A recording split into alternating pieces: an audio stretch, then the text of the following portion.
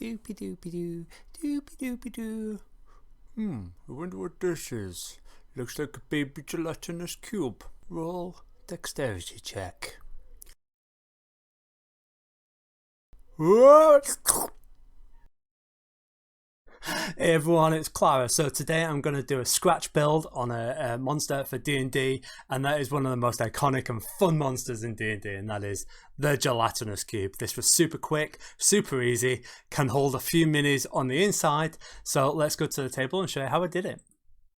Okay, so this is a simple, I think if you've ever made a cube from paper, it's the same design. Now, for some reason I did this in two parts, but you really don't need to. So I started by cutting out the pattern. It was just basically an L-shaped pattern. I wanted the scale to be so that it was 2 inches each direction, so that it would fit as a 10-foot monster on my dungeon tiles.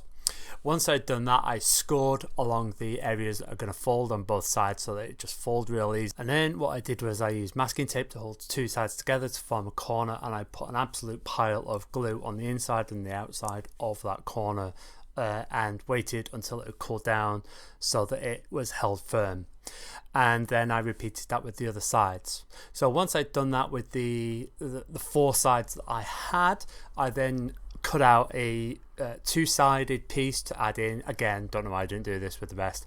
And in one of those pieces I cut out a hole so that I could put it over the top of my mini, and then I used that to glue in. I glued that in place to form my cube. And yes, it was a little bit harder to get it to stick on the inside. I will say that I added dribbles of the glue. I used loads of this glue, but it was cheap.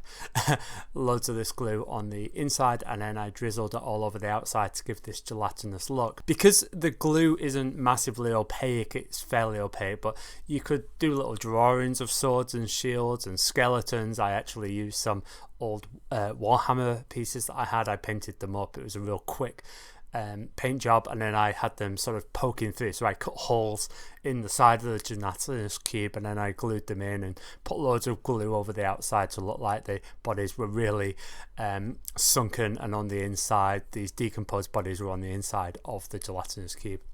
I then made some glazes, so I used some really bright blues and greens, and I just made some glazes using a glazing medium and watered down the inks, and I drizzled some of this on the outside, and there you have it. Super quick, super cheap, and what an awesome mini. You know, yes, you can buy really cool ones, but for the amount of time and effort it took, I thought this was really cool, and I'm dead pleased with it. Until next time, take care and bye bye.